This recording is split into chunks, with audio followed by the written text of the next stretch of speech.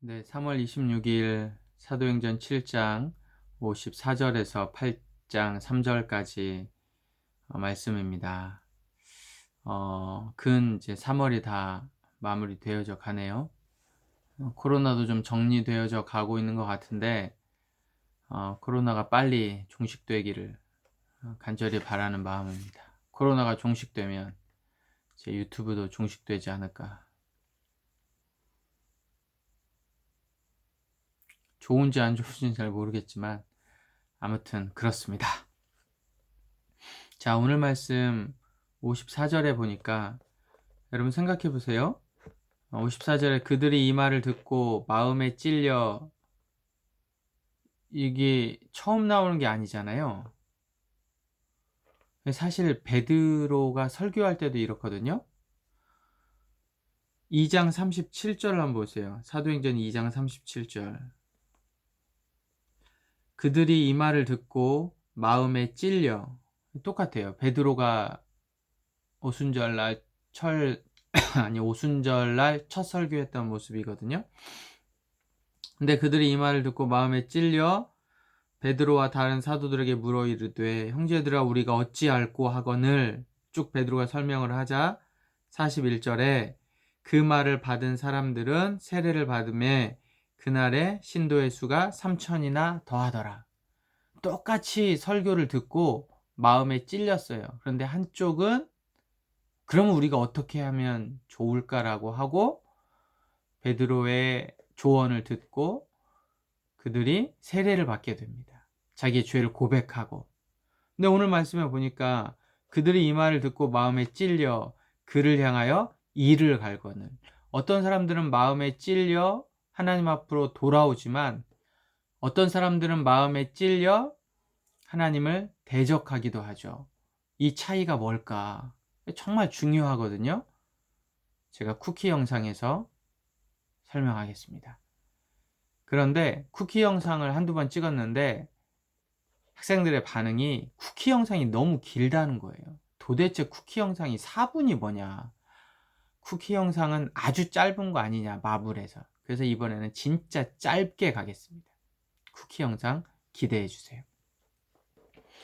자, 두 번째는 여러분 55절에서 56절에 보면 두 번 반복되는 표현이 있는데 예수께서 하나님 우편에 서신 것이라는 표현이에요. 이게 55절이죠.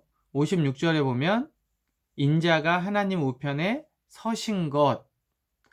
대부분의 성경에서 대략 하나님의 우편에 대해서 한 40여 번 정도 등장하거든요. 하나님이 우편에 예수님이 앉으셨다, 뭐 이런 표현들, 하나님의 우편이란 표현이 대략 한 성경에 한 40여 번 등장하는데 거의 다가 우편에 앉으셨다라고 표현이 돼요. 아니면 우편에 계셨다, 앉으셨다. 거의 우편을 이야기할 때는 보좌를 이야기하거든요. 보좌.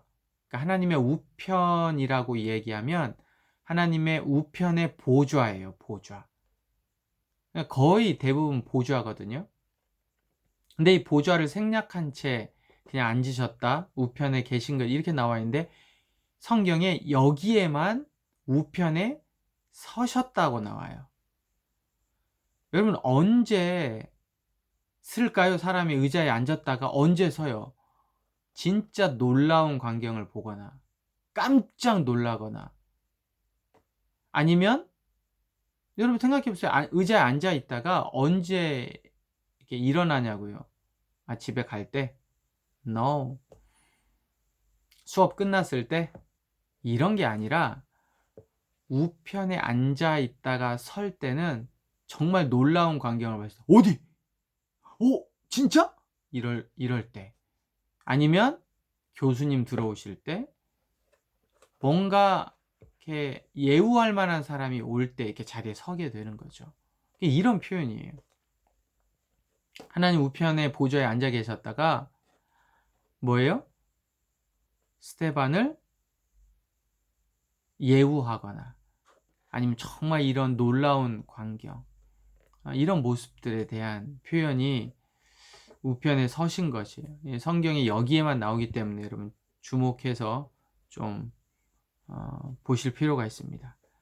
또 57절하고 1절에 보면 이제 어쩌면 가장 큰 위기에 봉착하게 될 때 또 가장 또 비극적인 사건이잖아요. 스데반의 죽음. 근데 반면에 사울이 등장합니다. 스데반의 죽음으로 끝이 아니라 스데반은 죽지만 사울은 등장해요. 역사에, 하나님의 역사의 흐름이 이와 같습니다. 결국 누군가가 사라져도 끝난 것 같지만, 그러나 끊임없이 하나님의 나라는 성장하고 끊임없이 하나님의 나라는 계속해서 발전해 가는 거죠. 안타까운 스데반의 죽음, 그러나 그 아쉬움 속에 사울이 등장을 하게 된 모습들이 이제 우리가 볼 수 있죠. 스데반의 죽음은 철저하게 예수님이 돌아가셨을 때 하셨던 말씀과 동일합니다. 그러니까 이것도 참 저희에게 큰 울림을 주거든요. 그러니까 우리가 예수님을 쫓아간다는 것, 예수님과 우리를 뭐라고 해야 되나? 분리하는 경향이 있어요. 왜? 예수님은 하나님이니까. 우리가 도저히 따라갈 수 없다라고 생각하지만, 그러나 예수님도 인간적이셨던 모습들이 있는 거예요. 그러니까 우리가 충분히 예수님은 예수님이야, 나는 그렇게 못해가 아니라 우리가 예수님을 어떻게든지 쫓아가려고 하는 그런 열심과 치열함이 있어야 됩니다. 오늘 말씀을 제가 보면서 많은 것들을 좀 깨닫게 됩니다. 그래서 오늘 지금 몇 시냐면 한 6시 조금 덜 됐거든요. 제가 이제 창문을 대부분 열고 아침에 큐티를 하는데, 오늘은 블라인드를 좀 제치고 큐티를 하는데 오늘은 깜깜해요. 해가 아직 안 떴어요. 제가 오늘 새벽에 묵상을 깊이 하면서 제 자신을 좀 돌아봤어요. 네가 사역하는 이유가 뭐냐, 네가 하루하루 살아가는 이유가 뭐냐, 가끔씩 돈 버는 이유가 뭐냐, 제가 돈을 벌진 않지만 어쨌든 그 결론이 예수님을 쫓아가야 되는 건데, 그러지 못하고 여전히 세속적인 가치관에 또 함몰되어져 있는 제 자신을 보면서 오늘 또 이렇게 생각할 수 있죠. 스데반은 스데반이야. 나는 그렇게 못해.